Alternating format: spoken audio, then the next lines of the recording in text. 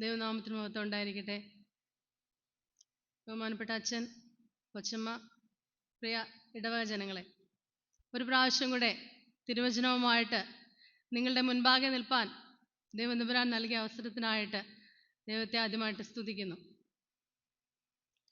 നോമ്പിൻ്റെ പകുതി കഴിഞ്ഞു, 26ാമത്തെ ദിവസത്തിലേക്ക് നാം പ്രവേശിച്ചിരിക്കുകയാണ്. ഇന്നത്തെ നമ്മുടെ നോമ്പിൻ്റെ ചിന്താവിഷയം എന്ന് പറയുന്നത് ജീവിപ്പിക്കുന്നതായിട്ടുള്ള ദൈവവചനം എന്നുള്ളതാണ്. അതിന് ആധാരമായിട്ട് എടുത്തിരിക്കുന്ന വേദഭാഗം വിശുദ്ധ ലൂക്കോസ് എഴുതിയ സുവിശേഷം 8-ാം അധ്യായം അതിൻ്റെ 50 മുതൽ 58 വരെയുള്ള വാക്യങ്ങളാണ്. എവൻഗേലിയോൻ വായിച്ചപ്പോൾ നമ്മൾ കേട്ടതാണ്. നമുക്കെല്ലാവർക്കും സുപരിചിതമായ ഒരു വേദഭാഗം. പള്ളിപ്രമാണിയായിരിക്കുന്ന യായിറോസിൻ്റെ മകൾ, ഏകജാതിയായിരിക്കുന്ന 12 വയസ്സുള്ള ബാലിക മരിച്ചുപോയി. അവളെ ഉയർപ്പിക്കുന്നതായിട്ടുള്ള വേദഭാഗമാണ് നമ്മളിവിടെ ധ്യാനിക്കാനായിട്ട് ഇന്ന് നമുക്ക് തന്നിരിക്കുന്നത്. ഒരു നിമിഷം പ്രാർത്ഥിക്കാം. കാരുണ്യവാനായ ദൈവമേ, സ്വർഗ്ഗസ്ഥ പിതാവേ, കർത്താവേ, പരിശുദ്ധ ദിവസത്തിൻ്റെ സമയത്തിനായിട്ട് ഞങ്ങളങ്ങെ സ്തുതിക്കുന്നപ്പാ. ദൈവമേ, ബലഹീനരാകുന്ന അടിങ്ങൾക്ക് ഒരു പ്രാവശ്യം കൂടെ അങ്ങയുടെ സന്നിധിയിൽ ഒന്നിച്ചു കൂടുവാൻ തക്കോണം നൽകിയ അവസരങ്ങൾക്കായിട്ട് ഞങ്ങളങ്ങെ സ്തുതിക്കുന്നു കർത്താവേ. ഞങ്ങളൊന്നും നേടിയതല്ലല്ലോ കർത്താവേ, അവിടുന്ന് ഞങ്ങൾക്കെല്ലാം തന്നതാണല്ലോ അപ്പാ. നന്ദിയോടുകൂടെ ഞങ്ങളങ്ങെ സ്തുതിക്കുന്നു കർത്താവേ. ഞങ്ങൾക്ക് നൽകിയിരിക്കുന്ന തിരുവചനത്തിനായിട്ട് ഞങ്ങളങ്ങെ വാഴ്ത്തുന്നു കർത്താവേ. സംസാരിക്കുന്ന അടിയനെയും കേൾക്കുന്ന ജനത്തെയും അവിടുന്ന് ഒരുപോലെ അനുഗ്രഹിക്കണമെന്ന് പ്രാർത്ഥിക്കുന്നു. മാനമഹത്വത്തോടെ തന്നെ എടുക്കണമേ, യേശു കർത്താവിൻ്റെ നാമത്തിൽ തന്നെ, ആമേൻ. നമുക്കറിയാം, യേശു കർത്താവ് പരസ്യ ശുശ്രൂഷയിൽ ഭൂതഗ്രസ്തനായിട്ടുള്ള മനുഷ്യനെയൊക്കെ പുറത്താക്കി, അങ്ങനെ ആ സംഭവമൊക്കെ കഴിഞ്ഞിട്ട് വരുന്നതായിട്ടുള്ള സമയത്താണ് പള്ളിപ്രമാണിയായിരിക്കുന്ന യായിറോസ് എന്ന് പറയുന്ന ഈ മനുഷ്യൻ യേശു കർത്താവിനെ സമീപിക്കുന്നത്. അപ്പം അദ്ദേഹം യേശുവിനോട് ആവശ്യപ്പെടുകയാണ്, കർത്താവേ, എൻ്റെ മകൾ മരിപ്പാറായിരിക്കുന്നു, നീ ഒന്ന് വരണം എൻ്റെ ഭവനത്തിലേക്ക്. അപ്പോൾ യേശുവിനെ ആ സമയത്ത് ഒരുപാട് പുരുഷാരം ഇങ്ങനെ തിക്കി തിരക്കി വളരെ ആകാംക്ഷയോടുകൂടെ രോഗസൗഖ്യത്തിനായിട്ടും വചനം കേൾക്കാനായിട്ടും ഒക്കെ ജനങ്ങളിങ്ങനെ ഒരുപാട് യേശുവിനെ തിക്കി തിരക്കിക്കൊണ്ടിരിക്കുന്ന ഒരു സമയമാണ്. അപ്പോൾ ഈ പള്ളിപ്രമാണിയായിരിക്കുന്ന ഈ മനുഷ്യൻ വന്ന് യേശുവിനോട് പറഞ്ഞിട്ട് അദ്ദേഹം പോവുകയാണ്. അങ്ങനെ പോയിട്ട് ആ സമയം അത് കഴിഞ്ഞപ്പോൾ ആണ് രക്തസ്രാവക്കാരിയായിട്ടുള്ള സ്ത്രീ യേശുവിൻ്റെ വസ്ത്രത്തിൽ തൊടുന്നത്. അപ്പോൾ യേശു ചോദിക്കുന്നു, തിക്കി തിരക്കിക്കൊണ്ടിരിക്കുന്നതായിട്ടുള്ള പുരുഷാരത്തിന് നടുവിൽ ആരാണ് എന്നെ തൊട്ടത്? തികച്ചും അപ്രസക്തമായിട്ടുള്ള ഒരു ചോദ്യമായിട്ട് നമുക്ക് തോന്നാം, അല്ലേ? തിക്കി തിരക്കി ആൾക്കൂട്ടത്തിൻ്റെ ഇടയിൽ നിൽക്കുന്നതായിട്ടുള്ള യേശു ചോദിക്കുന്ന ചോദ്യം, എന്നെ തൊട്ടത് ആരാണ്?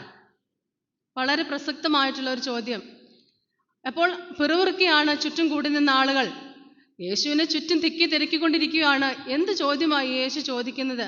അപ്പോൾ യേശു വീണ്ടും പറയുന്നു, എന്നിൽ നിന്ന് ശക്തി പുറപ്പെട്ടു, എനിക്കത് അറിയാൻ കഴിഞ്ഞു. യേശു കർത്താവിനെ തൊടുവാനായിട്ട് നിയോഗം ലഭിച്ചിട്ടുള്ള ആളുകളാണ് നമ്മൾ ഓരോരുത്തരും. പക്ഷേ തിക്കി തിരക്കുന്നതല്ലാതെ ശരിയായിട്ട് യേശുവിനെ സ്പർശിക്കുവാനായിട്ട് നമുക്ക് സാധിക്കുന്നുണ്ടോ? വിശ്വാസത്തോടു കൂടിയുള്ള സ്പർശനങ്ങൾ ഇല്ലാതെ പോകുന്നത് ഇന്ന് നമ്മുടെ പലരുടെയും രോഗത്തിൻ്റെയും ആകുലതകളുടെയും ഒക്കെ കാരണമാണ്. നമുക്കറിയാം, കഴിഞ്ഞ ദിവസം ഞാൻ പറഞ്ഞതുപോലെ നമ്മുടെ യുവതലമുറ ഒട്ടും മനസ്സിന് കട്ടിയില്ലാത്ത ജനമായിട്ട് മാറിക്കൊണ്ടിരിക്കുകയാണ്. ആത്മഹത്യ വളരെയേറെ വർദ്ധിച്ചുകൊണ്ടിരിക്കുന്ന ഒരു സമൂഹത്തിലാണ് നാം ജീവിക്കുന്നത്. എവിടെയാണ് നമുക്ക് പിഴച്ചു പോയത്? എന്താണ് നമുക്ക് നഷ്ടമായത്? വിശ്വാസം. നാം ഏറ്റുപറയുന്ന വിശ്വാസ പ്രമാണമൊക്കെ ഹൃദയത്തിൽ തൊട്ട് നമുക്ക് പറയുവാനായിട്ട് സാധിക്കുന്നുണ്ടോ? നമ്മുടെ വിശ്വാസങ്ങളൊക്കെ ശരിയായിട്ടുള്ള രീതിയിൽ നമുക്ക് ഉപയോഗിക്കാനായിട്ട് കഴിയുന്നുണ്ടോ എന്ന് ഈ ദിവസം നമുക്ക് ശോധന ചെയ്യേണ്ടത് ആവശ്യമാണ്. അതിനുശേഷം ഇപ്പോൾ യേശു കർത്താവ് ആ സ്ത്രീയെ സൗഖ്യമാക്കുന്നു. അപ്പോൾ ആദ്യം വന്ന് യായിറോസ് പറഞ്ഞിട്ട് പോയിട്ട് കുറേ സമയം വീണ്ടും യേശു അവിടെ നിൽക്കുകയാണ്. അത് കഴിഞ്ഞിട്ട് വീണ്ടും കുറേയേറെ സൗഖ്യദായക ശുശ്രൂഷയൊക്കെ കഴിഞ്ഞതിന് ശേഷമാണ് വീണ്ടും ഈ യായിറോസിന്റെ ഭവനത്തിലേക്ക് മടങ്ങി ചെല്ലുന്നത്. അപ്പോൾ അവിടേക്ക് ചെല്ലുന്നതായിട്ടുള്ള സമയത്ത് യേശു കർത്താവ് അപ്പൊ എൻ്റെ ഇടയ്ക്ക് വന്നിട്ട് യായിറോസിനോട് പറയുന്നുണ്ട്, ഇനി നീ ഗുരുവിനെ ശല്യപ്പെടുത്തണ്ട, നിന്റെ മകൾ മരിച്ചുപോയി, ഇനി ഗുരുവിനെ അസഹ്യപ്പെടുത്തേണ്ട ആവശ്യമില്ല എന്ന് പറയുന്നു. നോക്കണം, ഒരു പിതാവ് അനുഭവിക്കുന്നതായിട്ടുള്ള മാനസിക വ്യഥ എത്രമാത്രമാണ്. ഏകജാതി ആയിരിക്കുന്ന ഒരു പൈതൽ വെറും 12 വയസ്സ് മാത്രം ഈ ഭൂമിയിൽ ജീവിച്ചപ്പോൾ അവളെ സൗഖ്യമാക്കുവാനായിട്ട് യേശുവിനോട് ആവശ്യപ്പെട്ടിട്ട് പോലും യേശു ആ സമയത്ത് പോകുന്നില്ല. അപ്പോൾ വീണ്ടും വീണ്ടും അവിടെ നിൽക്കുകയാണ്. നമ്മളൊക്കെ ആയിരുന്നെങ്കിൽ എങ്ങനെയായിരുന്നു പ്രതികരിച്ചിരിക്കുന്നത് യേശുവിനോട്? നമ്മൾ തന്നെ ഒന്ന് സ്വയം ശോധന ചെയ്യേണ്ടതാണ്. എന്നാൽ ഇവിടെ ഇദ്ദേഹം സംയമനം പാലിക്കുന്നതായിട്ട് നമുക്ക് കാണാൻ കഴിയും. ഓർക്കണം, അപ്പൊ അദ്ദേഹത്തിന്റെ മനസ്സിൽ യേശുവിനോട് വിശ്വാസം അത് വളരെ വലുതായിരുന്നു. യേശു കർത്താവ് ഈ ഇദ്ദേഹത്തിന്റെ ഭവനത്തിൽ ചെന്നതിന് ശേഷം അവിടെ കൂടി നിൽക്കുന്നതായിട്ടുള്ള അവിശ്വാസികളായിട്ടുള്ള ജനത്തെ മുഴുവൻ പുറത്താക്കുകയാണ്. ആ ജനങ്ങളെ മുഴുവൻ പുറത്താക്കിയതിന് ശേഷം പത്രോസും യോഹന്നാനും യാക്കോബിനെയും കൂട്ടി ഇവന്റെ ഈ പൈതലിന്റെ അമ്മയും അപ്പനെയും കൂട്ടിയിട്ട് കതകടച്ച് അകത്ത് കയറി പ്രാർത്ഥിക്കുകയാണ്. എന്തുകൊണ്ടായിരിക്കാം ഈ ജനത്തെ യേശു പുറത്താക്കിയിട്ടുള്ളത്? ചിന്തിച്ചു നോക്കിയിട്ടുണ്ടോ? ചില അവിശ്വാസങ്ങളെ പുറത്താക്കേണ്ടത് അത്ഭുതങ്ങൾക്ക് ആവശ്യമാണ്. നമ്മുടെ ജീവിതത്തിലും പലപ്പോഴും ഈ അത്ഭുതങ്ങളൊന്നും സംഭവിക്കാത്തതിന്റെ കാരണം നാം പലപ്പോഴും പല അവിശ്വാസങ്ങളെയും മുറുകെ പിടിച്ചുകൊണ്ടിരിക്കുന്നതല്ലേ? ചിന്തിക്കാം. ഞാനും നിങ്ങളും ഒരുപോലെ ഇത് ആലോചിക്കേണ്ടിയിരിക്കുന്നു.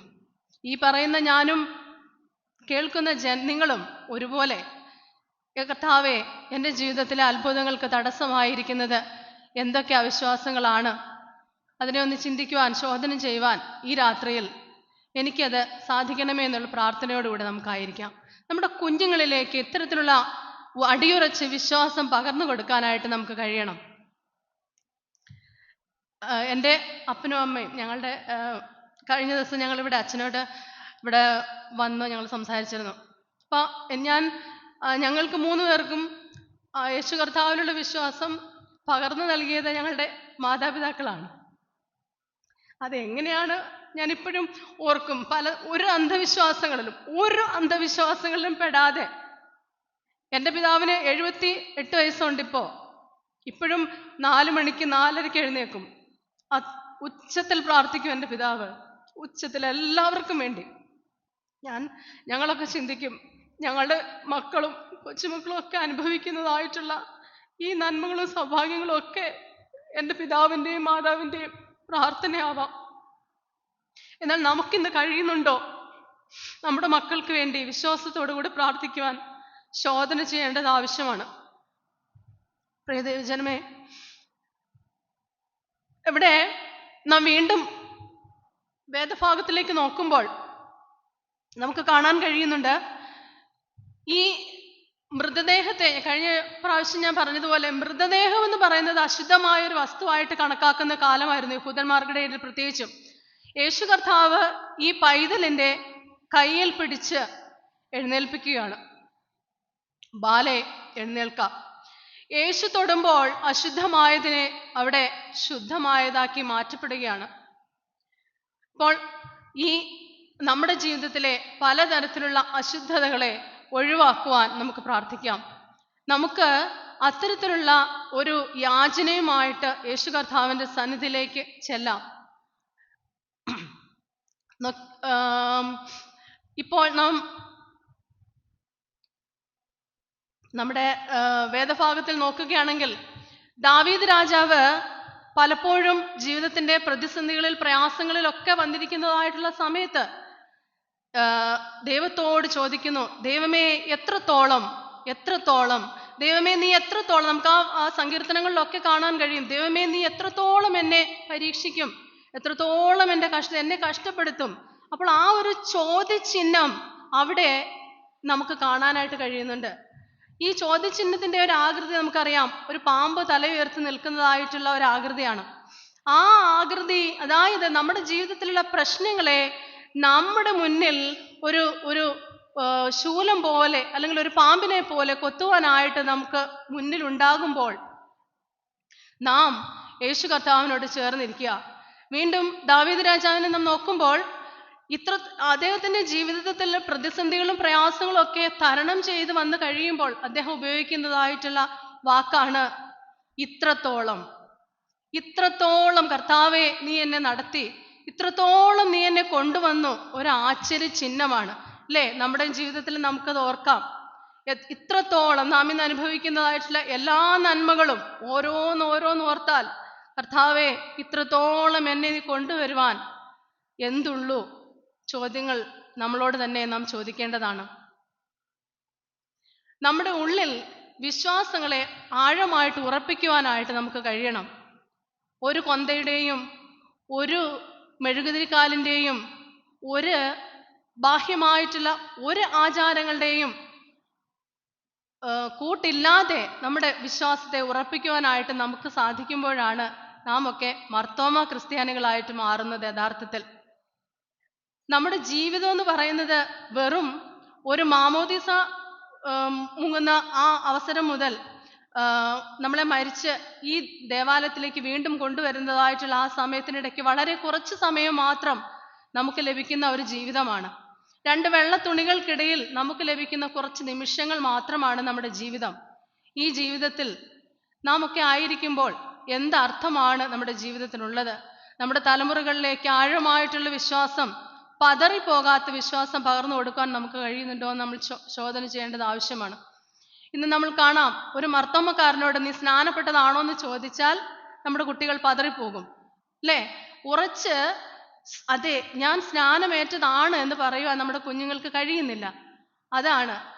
അതുകൊണ്ടാണ് ഇന്ന് നമ്മുടെ സഭയിൽ നിന്ന് കൊഴിഞ്ഞുപോക്ക് കൂടുന്നതും. ഞാൻ പറഞ്ഞു വന്നതിന്റെ കാര്യം, നമ്മുടെ വിശ്വാസങ്ങൾ എത്രത്തോളം ആഴത്തിലുള്ളതാണ് എന്ന് നാം പരിശോധിക്കേണ്ടിയിരിക്കുന്നു. ഒരു വേൾഡ് ഹെൽത്ത് ഓർഗനൈസേഷൻ സംഘടന നടത്തുന്ന വ്യക്തിയെ വില്യം കേറി പറയുന്നത് ഇതാണ്: ദൈവത്തിന് വേണ്ടി വൻകാര്യങ്ങൾ ചെയ്യുക, ദൈവത്തിൽ നിന്ന് വൻകാര്യങ്ങൾ പ്രതീക്ഷിക്കുക. ദൈവത്തിന് വേണ്ടി വൻകാര്യങ്ങൾ ചെയ്യുക, ദൈവത്തിൽ നിന്ന് വൻകാര്യങ്ങൾ പ്രതീക്ഷിക്കുക. നാം ചെയ്യണം. ദൈവത്തിന് വേണ്ടി വൻകാര്യങ്ങൾ ചെയ്തിട്ട് മാത്രമേ ദൈവത്തിൽ നിന്നും വലിയ കാര്യങ്ങളെ നമുക്ക് പ്രതീക്ഷിക്കുവാനായിട്ട് അവകാശമുള്ളൂ. ഇവിടെ യേശു കർത്താവ് ഈ കുഞ്ഞിനെ എഴുന്നേൽപ്പിച്ചിട്ട് അവളോട് പറയുന്നു, എഴുന്നേറ്റ് നടക്കാന്നാ പറയുന്നത്. അപ്പോൾ ആ പൈതലിനോട് പറയുന്നത് പോലെ യേശു കർത്താവ് നമ്മോടും പറയുന്നുണ്ട്, എഴുന്നേറ്റ് നടക്കാം. ഈ ദേവാലയത്തിനുള്ളിലായിരിക്കുന്ന നമ്മളോട് ഓരോരുത്തരോടും കർത്താവ് പറയുന്ന ഒരാഹ്വാനമാണ്, നീ ഇരുന്നാൽ പോരാ. നമുക്ക് പലർക്കും തോന്നും ഞങ്ങളൊക്കെ അയോഗ്യരാണ്. എന്നാൽ ഓർക്കണം, ഈ ഭൂമിയിലുള്ള 800 കോടി ജനങ്ങളിൽ നമുക്കറിയാം ആധാർ കാർഡ് അല്ലേ? നമ്മുടെ ഓരോരുത്തരുടെയും വിരലിന്റെ തുമ്പ് വ്യത്യാസമാണ്, ഓരോരുത്തരുടെയും കണ്ണിന്റെ കൃഷ്ണമണി വ്യത്യാസമാണ്. എത്ര മനോഹരമായിട്ടാണ് ദൈവം നമ്മെ സൃഷ്ടിച്ചിരിക്കുന്നത്. ഒന്ന് മറ്റൊന്നിനോട് അവകാശപ്പെടുവാൻ, ഒന്ന് മറ്റൊന്നിനോട് തുല്യമായിട്ട് കാണുവാൻ നമുക്ക് കഴിയില്ല. അപ്പോൾ ഓർക്കണം, യേശു കർത്താവിന്റെ സൃഷ്ടി എന്ന് പറയുന്നത് എത്ര അതിശയകരമായിട്ട് അത്ഭുതകരമായിട്ടാണ്. ഐഡന്റിറ്റിയാണ് യേശു കർത്താവ് ഓരോ മനുഷ്യനെയും. കാരണം യേശു നമ്മോട് പറയുന്നത്, കുഞ്ഞേ നീ എനിക്ക് വേണ്ടപ്പെട്ടവനാണ്. ഈ ഭൂമിയിലേക്ക് ഞാൻ നിന്നെ അയച്ചിട്ടുണ്ടെങ്കിൽ വ്യക്തമായിട്ടുള്ള ഒരു ഉദ്ദേശത്തോടു കൂടിയാണ്. നിനക്ക് ഈ ഭൂമിയിൽ ജീവിക്കാൻ ഞാൻ അവസരം തന്നിട്ടുണ്ടെങ്കിൽ അത് നീ പലതിനും ഉപയോഗിക്കുമ്പോൾ, ദൈവത്തിന് ഇഷ്ടമില്ലാത്ത കാര്യങ്ങൾക്കായിട്ട് നാം നമ്മുടെ ജീവിതത്തെ ഉപയോഗിക്കുമ്പോൾ നാം ദൈവസന്നിധിയിൽ ഒന്ന് ചിന്തിക്കേണ്ടത് ആവശ്യമാണ്. വീണ്ടും നാം ഈ വേദഭാഗത്തേക്ക് വരുമ്പോൾ ഈ ജനങ്ങളെല്ലാം ആശ്ചര്യപ്പെടുകയാണ്. ഈ യേശു കർത്താവ് ഈ യായിറോസിന്റെ മകളെ ഉയർപ്പിച്ച് അപ്പോൾ ചുറ്റും നിൽക്കുന്ന ജനങ്ങളൊക്കെ വളരെ ആശ്ചര്യത്തോടെ പെറുപിറുക്കുന്നതായിട്ടാണ് നമുക്ക് കാണുവാൻ കഴിയുന്നത്. അപ്പോൾ ഈ വിശ്വാസം, ഈ കൂടി നിൽക്കുന്നതായിട്ടുള്ള അവിശ്വാസികളെയെല്ലാം പുറത്താക്കിയിട്ട് യേശു കർത്താവ് വിശ്വാസത്തോടു കൂടി പ്രാർത്ഥിക്കുവാൻ ആവശ്യമുള്ള 3-4 ആളുകളെ മാത്രം ഉൾപ്പെടുത്തിയിട്ട് ഈ പൈതലിനെ ഉയർപ്പിക്കുന്നതായിട്ടുള്ള ഒരു ശുശ്രൂഷ നമുക്ക് കാണുവാൻ സാധിക്കുന്നു. നമ്മുടെ ജീവിതത്തിലും അത്ഭുതങ്ങൾ പ്രവർത്തിക്കുവാൻ തക്കോണം യേശു കർത്താവ് ഇടയാക്കട്ടെ. ഈ നാളുകളിൽ ഇത്തരത്തിലുള്ളതായിട്ട് അത്ഭുതങ്ങളെ പ്രവർത്തിക്കുവാൻ ഏറ്റുവാങ്ങുവാൻ തക്കോണം നമുക്ക് ഒരുങ്ങാം. ദൈവം നമ്മെ സഹായിക്കട്ടെ.